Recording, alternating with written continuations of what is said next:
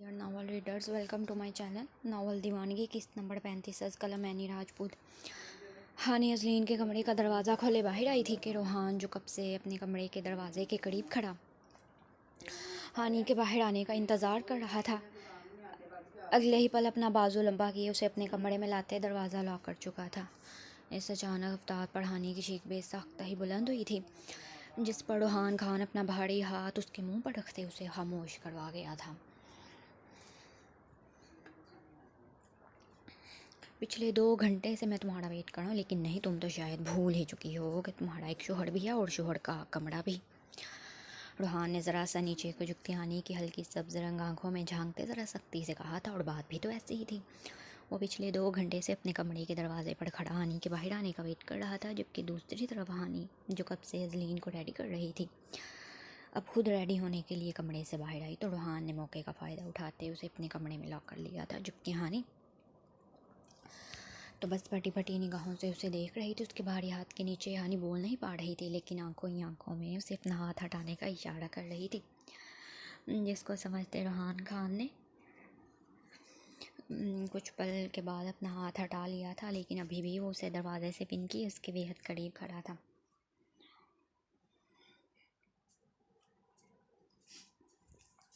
छोड़े, मुझे बाहर जाना है। रोहान की इस कदर नज़दीकी पर हानी ने अपना चेहरा बाएं जाने मोड़ते कहा था कि उसके यूँ करीब होने पर वो जान चुकी थी कि वो ना जाने कब से सिगरेट फूंक रहा था। हाँ, वो कब से कमरे में चक्कर काटता बेचैनी से सिगरेट पे सिगरेट फूंकता रहा था।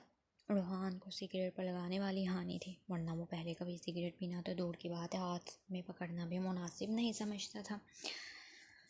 लेकिन अब उसे एक अजीब सी लत लग गई थी। वो जब उसके कमरे से गई थी, रोहान का यूं ही घंटों बैठा सिगरेट पीते अपना जल जलाता था। इस वक्त भी वो कितने ही सिगरेट फूंकते उसके सामने खड़ा था।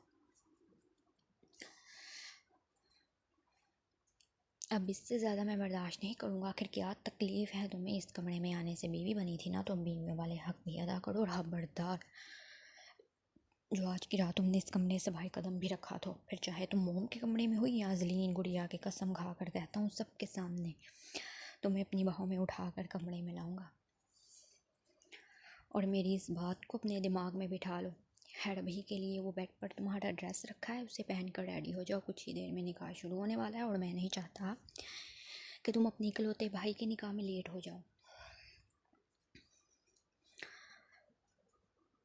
रोहान खान ने बड़ी मुश्किल से अपनी नज़रों को हानि के लबों से हटाते अपनी बात कही थी, वरना वो जिस कदर हानि के करीब खड़ा था उसका दिल चाह रहा था कि अभी के अभी इसके लबों को महसूस करे। लेकिन अभी वक्त मुनासिब नहीं था, क्योंकि कुछ ही देर में निकाह की तकरीब शुरू होने वाली थी। और दूसरा, रोहान आज की रात जैसे हानि से तमाम हिसाब बराबर करना चाहता था, इसलिए अभी उसे छूट दे दी थी। मुझे यहाँ नहीं रहना और ना ही आपका लाया हुआ ड्रेस पहनना है। मेरा ड्रेस मोम के कमरे में है, वही पहनूंगी। रोहान जो अपनी बात कहे उससे कुछ फासला बना गया था। हानि ने उसकी नज़रों के ताक़ुब में बैठ के जानिब देखा था, जहाँ उसकी सोच के मुताबिक वही ब्लैक साड़ी मौजूद थी जो रोहान कल शॉपिंग मॉल में उसके लिए पसंद कर रहा था। इसलिए झट से इनकार किया था कि वो उसका लाया हुआ ड्रेस नहीं पहनेगी। हानि इतना कहती वापस मुड़कर कमरे का दरवाज़ा खोलते इससे पहले कि बाहर जाती, रोहान ने अगले पल उसे कलाई से खींचते अपने रूबरू खड़ा किया था, अपने दोनों बाजू उसकी कमर पर रखते। रोहान ने फिर अगले ही पल हानि के लबों पर झुके। ये क्या बदतमीज़ी है? छोड़े मुझे मोम के कमरे में जाना है। छोड़ने का तो सवाल ही पैदा नहीं होता। और रही बात मोम के कमरे में जाने की, तो चली जाना, उससे पहले वो साड़ी पहन कर रेडी हो जाओ। नहीं, मैं वो साड़ी हरगिज़ नहीं पहनूंगी। हानि के अंदाज में ज़िद्दी बनता और उसके मुंह से ना सुनने की देर थी। फिर से उसके लबों को छुआ था। तुम जितनी दफ़ा इनकार करोगी मैं ऐसे ही करूँगा, इसलिए बेहतर यही है, अगर अरीश के निकाह में शामिल होना चाहती हो तो साड़ी पहन लो, बाकी तुम्हारी मर्जी है। वैसे भी मेरा मूड कुछ और करने का बन गया। अच्छा ये तुम मेरी बात ना ही मानो।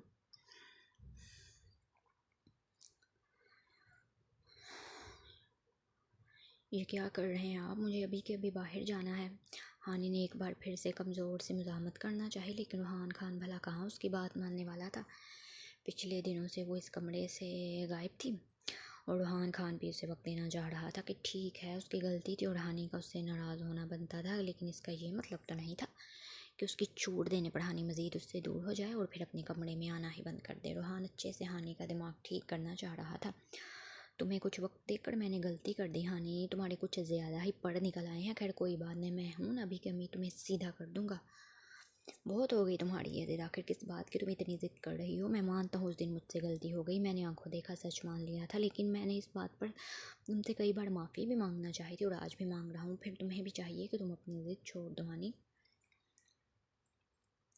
रोहान ने गहरा सांस भरे हानि को एक बार फिर से समझाना चाहा। वो जानता था ये सब करने के लिए ये वक्त मुनासिब नहीं था। बाहर बहुत मेहमान आ चुके थे और उसे रीछ के पास भी जाना कि वो उससे कमिटमेंट करके आया था। अभी कुछ देर तक वो रेडी होने में उसकी हेल्प करेगा, लेकिन नहीं, हानि उसकी बात आसानी से मान ही नहीं रही थी, जिसकी वजह से उसे हानि के साथ ये सब करना पड़ रहा था ताकि वो उस बात पर हामी भरे। तो दूसरी तरफ हानि बहुत ज़िद्दी थी। वो अपनी ज़िद्दीपन में ये तो भूल चुकी थी कि अभी ऐसे ज़िद करने में उसका ही नुकसान है, क्योंकि रूहान फिर उसे आसानी से छोड़ने वाला नहीं था, चाहे कुछ भी हो जाता।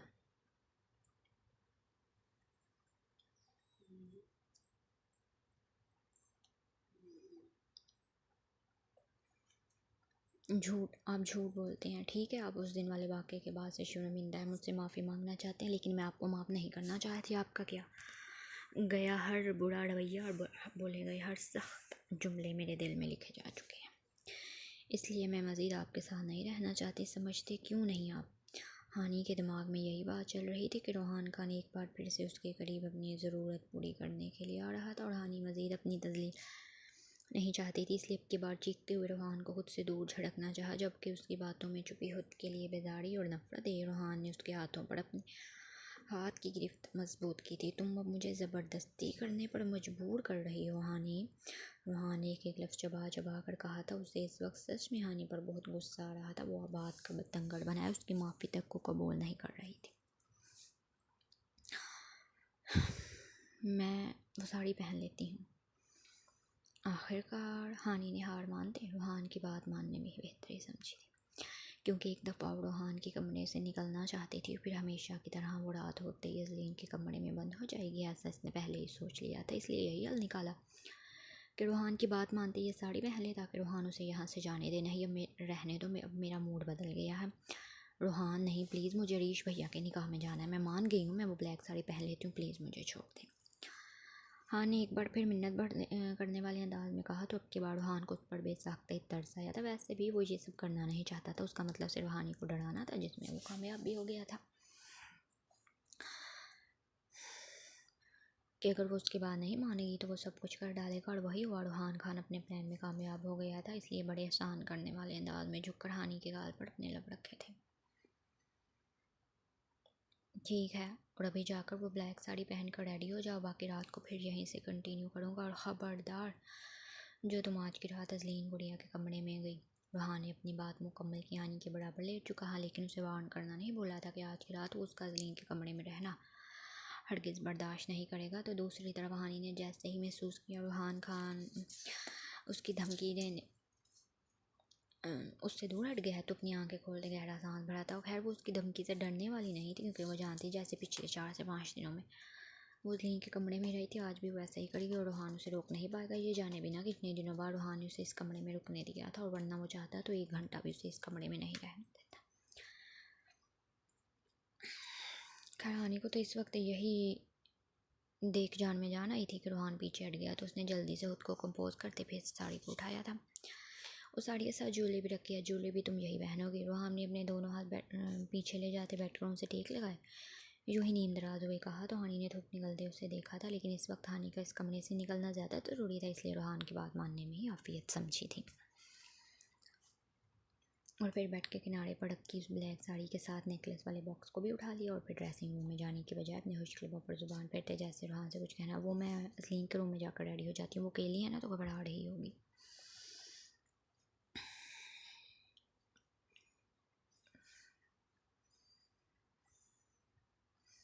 हानि को रूहान खान की लो देती नज़रों से अजीब सी घबराहट हो रही थी। उसके देखने के अंदाज पर हानि सरता पैर शर्म से पानी पानी हो रही थी, इसलिए यही हल निकाला था कि वो अजलीन के कमरे में जाकर ही रेडी हो जाएगी। और वैसे भी अजलीन कमरे में अकेली थी, क्योंकि रूहानी निकाह की तैयारियों में मसरूफ़ थी, इसलिए हानि ने यही हल निकाला कि वो अजलीन के कमरे में जाकर ही रेडी हो जाए। ये तुम मुझसे पूछ रही हो या फिर बता रही हो? उसने यूँ ही आईब्रो उठाई हानि से सवाल किया, तो हानि सटपटाई थी कि भला क्या जवाब दूँ। वो पूछ रही हूँ आपसे।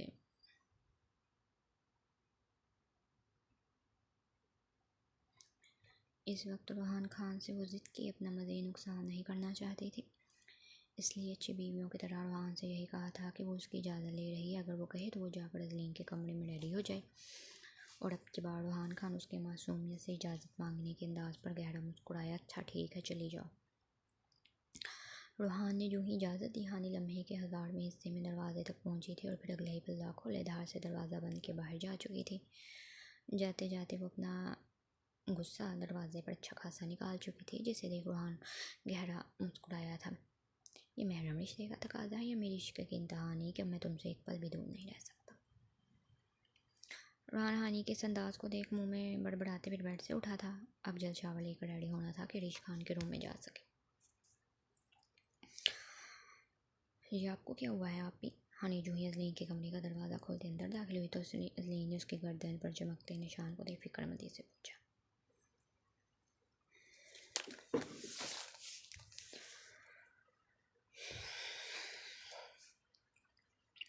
वो मैं ये ड्रेस चेंज करके आती हूँ अजलीन, तुम बैठो यहीं। हानि अपनी नज़रें यहाँ वहाँ घुमाई, फिर अपनी साड़ी लिए ड्रेसिंग रूम में बंद हो गई, जबकि पीछे अजलीन सोफे पर बैठती अपनी हाथ की उंगलियों को मड़ोड़ने लग गई थी। उसे सच में बहुत नर्वसनेस हो रही थी। वो अरीश खान से निकाह करने का फ़ैसला तो कर चुकी थी, लेकिन अब बहुत घबराहट हो रही थी कि न जाने वो इस रिश्ते को निभा पाएगी या नहीं। और दूसरा, वो कुछ देर पहले तक ही इस बात से भी मुतमिन थी कि हानि और रूहान ने उसे समझाया था कि अभी सिर्फ निकाह होगा, वो इसी कमरे में रहेगी और जब वो अच्छे से एक दूसरे को समझ लेंगे। लेकिन अब अजलीन को घबराहट हो रही थी कि वो अरीश के साथ जुड़ने जा रही थी और उसकी बीवी बनने जा रही थी। माशाल्लाह मेरी बेटी तो बहुत प्यारी लग रही है। और रूहा जो अजलीन के कमरे में आई तो सामने ही उसे सोफे पर नर्वस सा बैठे थे, गहरा सांस भरते दिलो जान से उसकी तारीफ़ करते उसे अपने हसाड़ में लिया था कि अजलीन उनके सीने से लगती कुछ पुरसकून हुई थी। वहीं हानि जो कि ड्रेसिंग मिरर के सामने खड़ी अपने बालों को लूज़ कर रही थी, अपनी मोम की आवाज़ पीछे को मुड़ते उन्हें देखा था। और मैं कैसी लग रही हूँ मामा? हानि की चहकती आवाज़ पर रूहा ने उसके जानिब देखा तो सामने ही हानि को ब्लैक साड़ी और डायमंड की नेकलेस में देख जैसे अपनी पलकें झपकाना तक भूल गई थी। हाँ, ये तो सच था कि हानि ने आज ज़िंदगी में पहली दफ़ा साड़ी पहनी थी और फिर ये ब्लैक कलर की साड़ी उसके गोरे बदन पर बहुत खूबसूरत लग रही थी। वो इस ब्लैक साड़ी में बिल्कुल चांद की तरह चमक रही थी। हल्के फुल्के मेकअप के साथ बालों को लूज़ करके खुला छोड़े वो नज़र लग जाने की हद तक हैंडसम लग रही, हसीन लग रही थी। माशाल्लाह तुम भी बहुत प्यारी लग रही हो हानि, लेकिन ये साड़ी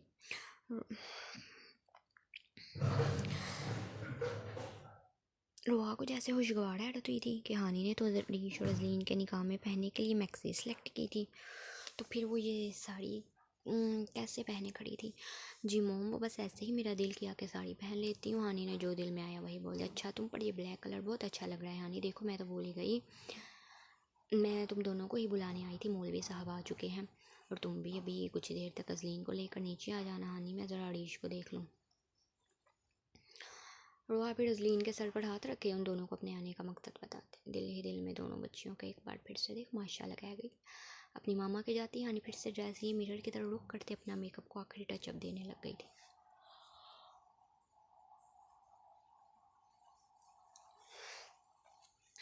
जबकि अजलीन सर झुकाए अपने हाथ पर लगी हुई मेहंदी और उस मेहंदी में लिखा अरीश खान का नाम देखने लग गई थी। अपने हाथों पर लगी मेहंदी में अरीश खान का नाम देख अजलीन का दिल ज़ोर शोर से धड़का था, जिस पर वो जल्दी अपनी नज़रों का जाविया बदलते फिर अपनी गोद में रखे हाथों को मरोड़ने लग गई थी। मतलब साफ था कि वो इस वक्त बहुत नर्वस हो रही थी।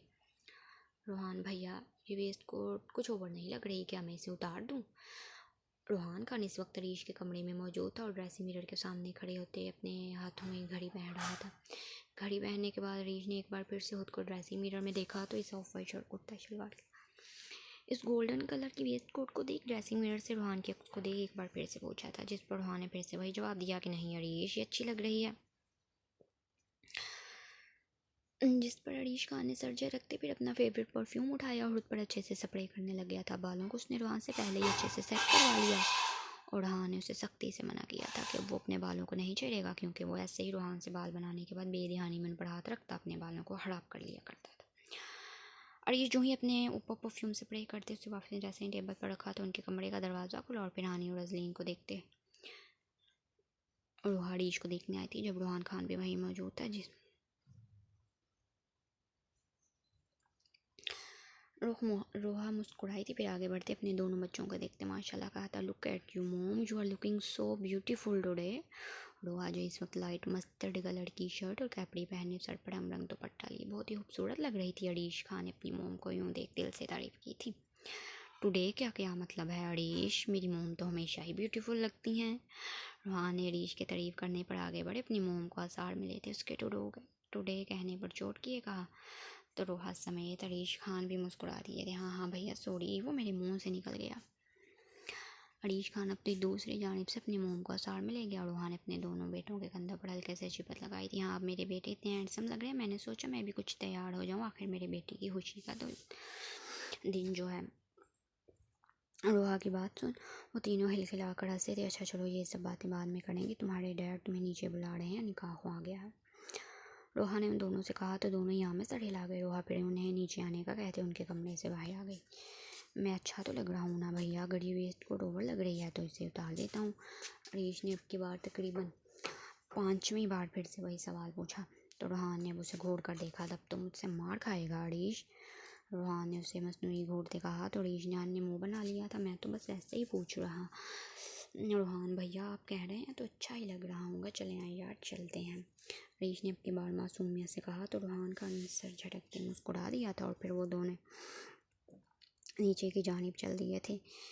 1 मिनट अजलीन, मैं तुम्हें वो दुपट्टा देना तो भूल ही गई। हानी को इस वक्त अजलीन को लेकर नीचे लाउंज में जाना था जहाँ निकाह की तकरीब रखी गई थी और इससे पहले वो दोनों बाहर की जानिब बढ़ती। हानी को एकदम याद आया कि उसने जो अजलीन के लिए अरीश खान के नाम का दुपट्टा बनवा कर रखा था वो तो उसने उस पर ओढ़ा ही नहीं, इसलिए अजलीन को वहीं दरवाजे पर छोड़े वार्डरोब की जानी बढ़ी थी और फिर उसमें से रेड कलर का खूबसूरत सा नेट का दुपट्टा उठाई लाई थी जिसके ऊपर इश्क दुल्हन लिखा था और किनारों पर कबूल है कि खूबसूरत सी गोल्डन कढ़ाई में पट्टी लगी हुई थी। वो दुपट्टा बहुत खूबसूरत था जो कि हानी ने अजलीन के लिए ऑर्डर पर रेडी करवाया था। हानी ने उस दुपट्टे को खोलकर अजलीन के ऊपर घूंघट की तरह ओढ़ दिया। हाँ बिल्कुल परफेक्ट, अब तुम लग रही हो ना अरीश भैया की दुल्हन,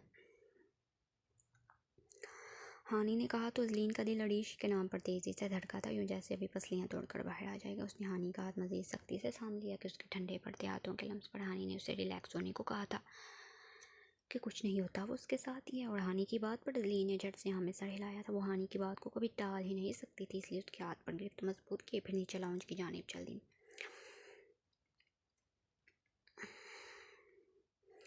अरीश के साथ रोहान खान बैठा था जिसने आज हानी के साथ ट्विनिंग करते ब्लैक कुर्ता शलवार पहन रखा था।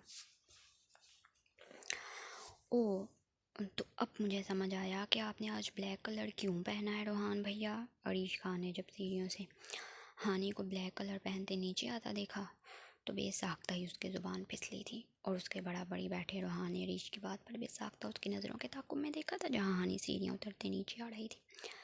ब्लैक कलर की फुल स्लीव साड़ी में लबों पर डार्क लिपस्टिक लगाए और बालों को लूज कल करके खुला छोड़े वो बेहद हसीन लग रही थी। और रोहान तो जैसे अपनी पलकें झपकाना भूल गया था। उसका दिल चाह रहा था कि वो भी कि अभी हानी को अपनी बाहों में भर ले कि उसे मालूम था कि हानी की गोरी रंगत पर ब्लैक कलर अच्छा लगेगा, लेकिन इस कदर अच्छा लगेगा रोहान को शायद ही नहीं मालूम था, वरना उसे कभी भी वो निकाह की तकरीब में ब्लैक पहनने को ना देता। इस ब्लैक साड़ी को पहनने के बाद उसे कमरे से बाहर तक कदम न रखने देता। रोहान जो कि उसे बिना पलकें झपकाए देख रहा था, अगले ही पल हानी फिर से ऊपर की जानिब चल दी और रोहान की नज़रों का तसलसल टूटा था। और फिर 2 ही मिनट बाद जब वो वापस आई तो उसके साथ अजलीन भी थी और अब की बार दिल थामने की बारी अरीश खान की थी। लाइट से पिंक कलर की पाँव को छुती मैक्सी के साथ रेड दुपट्टा जो कि घूंघट की तरह उड़ा गया था, उसमें से नज़र आता अजलीन का चेहरा, लबों पर सजी लिपस्टिक, कानों में झुमके और गले में चोक। अरीश को जैसे यकीन नहीं हो रहा था कि अजलीन उसके लिए इस कदर तैयार हुई थी। अजलीन का उठाया गया एक कदम अरीश को अपने दिल पर महसूस हो रहा था।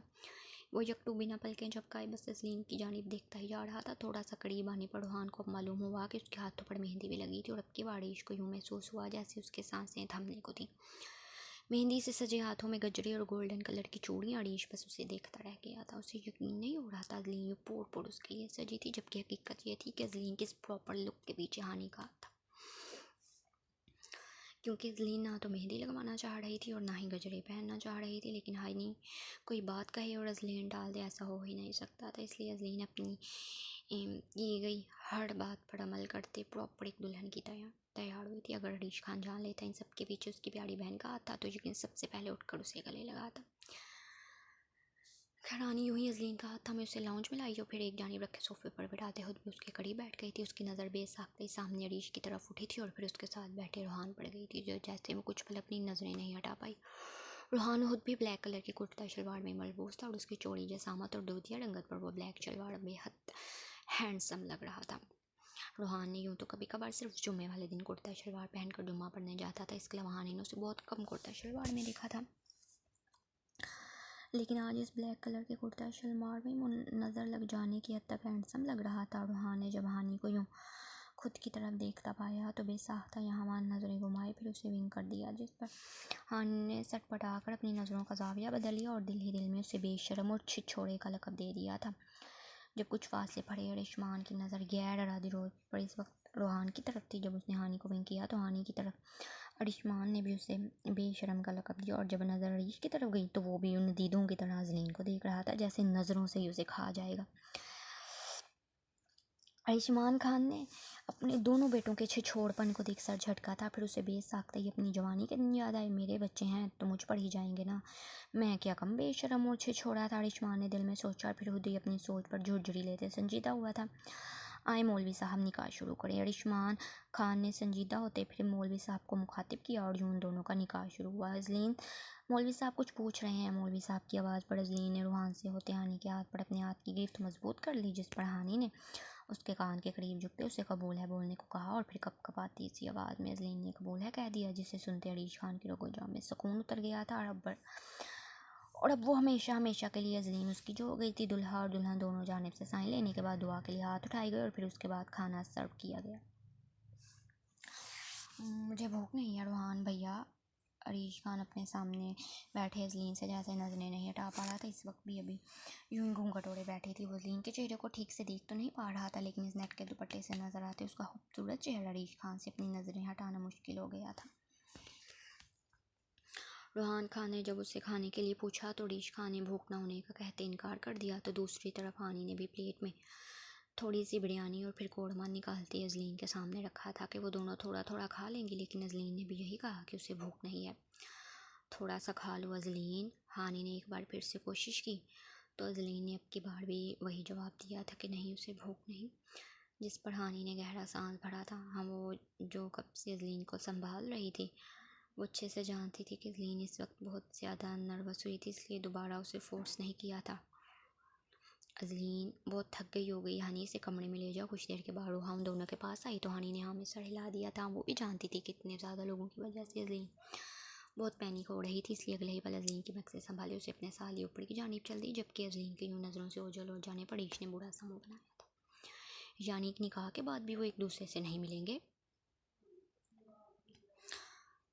ईश खान के दिल में बेसाख्ता सवाल आया और उसके चेहरे के बिगड़ते जाविया देख रूहान खान ने बामुश्किल अपनी मुस्कुराहट रोकी थी।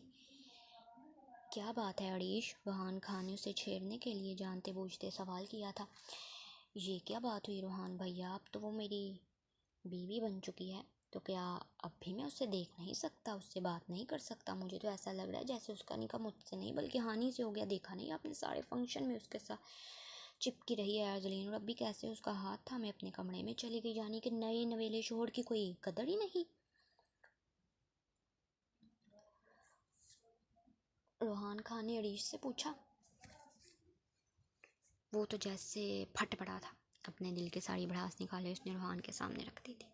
वैसे ये बात तो ठीक कह रहा है अरीश, मेरी बीवी उसकी जान छोड़ेगी तभी तो वो अपने शोहर से मिल सकेगी।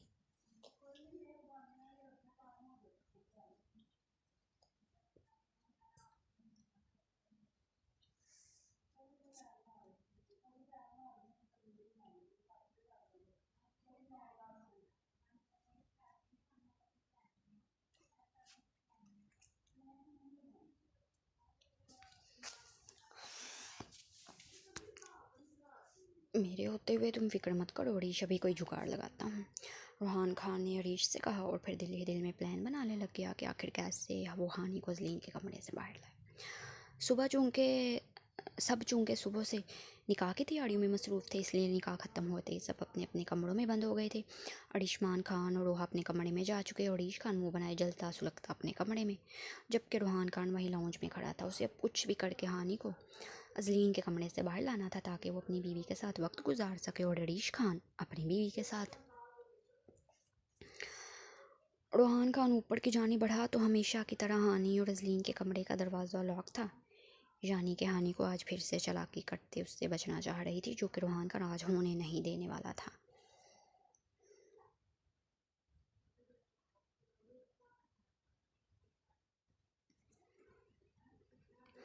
कमरे में आते हानी ने अजलीन को बेड पर बिठाते फिर उसके घूंघट वाले दुपट्टे को उतार कर उसके करीब रखा था।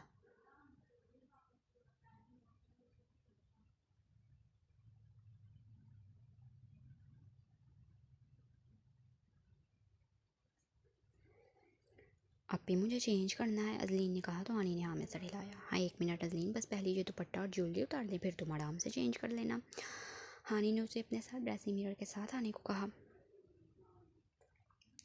तो अजलीन जैसे बेड से उठी और उसे ज़ोरदार चक्कर आया था और इससे पहले वो ज़मीन बोस होती हानी ने आगे बढ़े उसे संभाला। देखा, मैंने कहा था ना अजलीन के कुछ खा लो, लगता है तुम्हारा बीपी लो हो गया, सुबह से तुमने कुछ खाया नहीं था।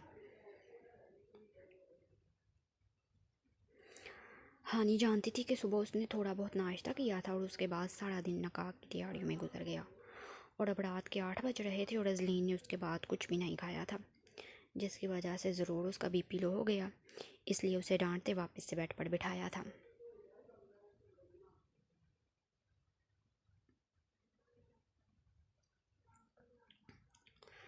तुम यहीं बैठो, मैं बस अभी तुम्हारे लिए कुछ खाने के लिए लेकर आती हूँ।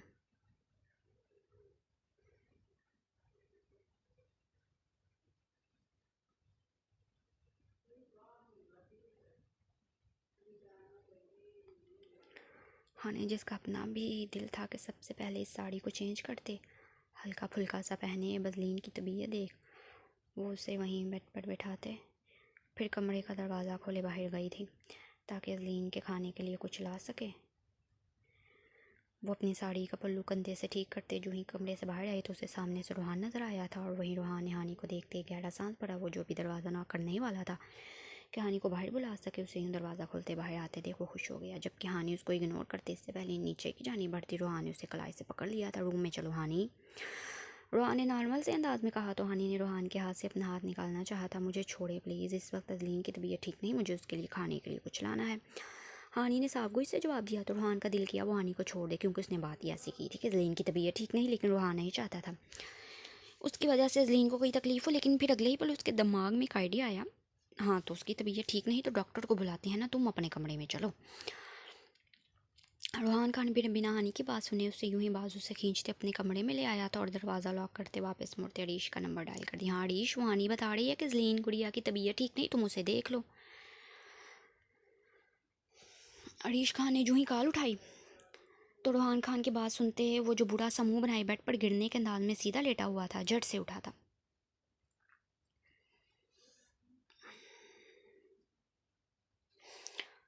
जी जी ठीक है रूहान भैया, और इससे पहले कि अरीश खान कॉल बंद करता रूहान ने उसे रोका था। और एक बात अरीश, वो हानि कह रही है कि अजलीन का बीपी लो है, इसने सुबह से कुछ नहीं खाया, तो जाते हुए उसके लिए कुछ खाने के लिए भी ले जाना।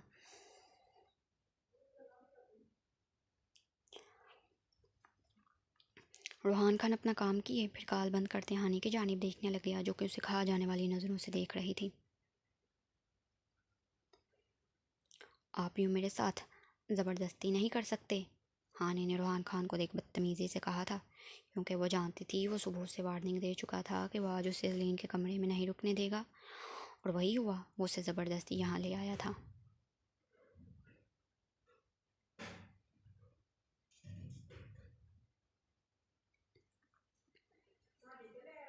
मैं तुम्हारे साथ सब कुछ कर सकता हूँ, आफ्टर ऑल शोहर हूँ तुम्हारा। रूहान खान मायने खेजे उसके वज़न का जायज़ा लेता अपने कदम उसके जानिब उठा, जबकि उसके यूं करीब आते थे हानि पीछे की जानिब कदम ले रही थी। उसे रूहान की आंखों में एक अजीब सी खुमारी नज़र आ रही, जिस पर उसने बेसाख्ता ही थूक निकला। अरीश खान ने मुलाजमा से कहते फ्रेश ऑरेंज जूस का गिलास और कुछ खाना अपने रूम में मंगवाया था और फिर उससे जाने का कहते वो ट्रे था अजलीन के कमरे में आ गया था।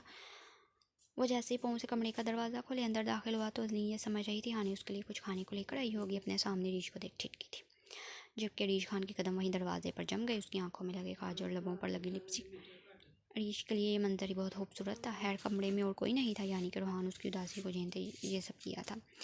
दिल ही दिल में रूहान को ढेरों दुआएं देते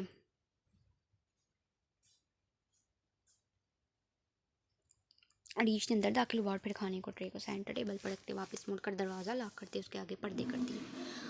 और अजलीन तो बस बड़ी बड़ी निगाहों से अरीश की एक एक हरकत को देख रही थी। आखिर वो क्या करना चाह रहा था।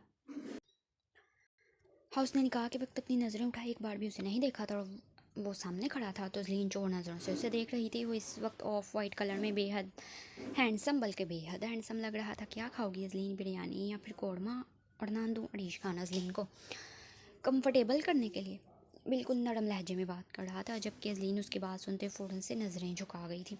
आप भी कहाँ हैं? अजलीन ने नज़रें झुकाते कहा तो अरीश खान ने गहरा सांस भरकर रह गया था। अजलीन, ऐसा करो, पहले ये जूस पी लो ताकि तुम्हारा बीपी ठीक हो। अरीश खान जानता था कि वो उसकी बात का जवाब नहीं देगी, इसलिए फिर खुद ही सर झटकते जूस का गिलास थामे अजलीन के सामने किया, जिससे अजलीन कुछ देर के बाद थाम गई थी कि वाकई में उसे अपनी तबीयत ख़राब होती महसूस हो रही थी और धीरे धीरे जूस का गिलास लबों से लगाए उसे पीने लग गई थी। जबकि अरीश खान से कुछ फासले पर बैठता उसे निखारने लग गया था कि उसकी नज़र अजलीन से कुछ फासले पर रखे दुपट्टे पर गई जिसके ऊपर अरीश का नाम लिखा था। अरीश ने आगे बढ़े उस दुपट्टे को उठाया। वो एक बार फिर से अजलीन को इस लाल दुपट्टे में देखना चाहता था और अब अजलीन जो अरीश की मौजूदगी की वजह से बहुत धीरे धीरे से जूस पी रही थी। अरीश ने उसकी हद से ज़्यादा स्लो स्पीड पर ही गहरा सांस भरा था। उसे आज ही ख़त्म करना है अजलीन, क्योंकि अभी हमें कुछ और भी तो करना है। अरीश खान की बात सुनते अजलीन की ग्लास पर गिरफ्त मजबूत हुई थी।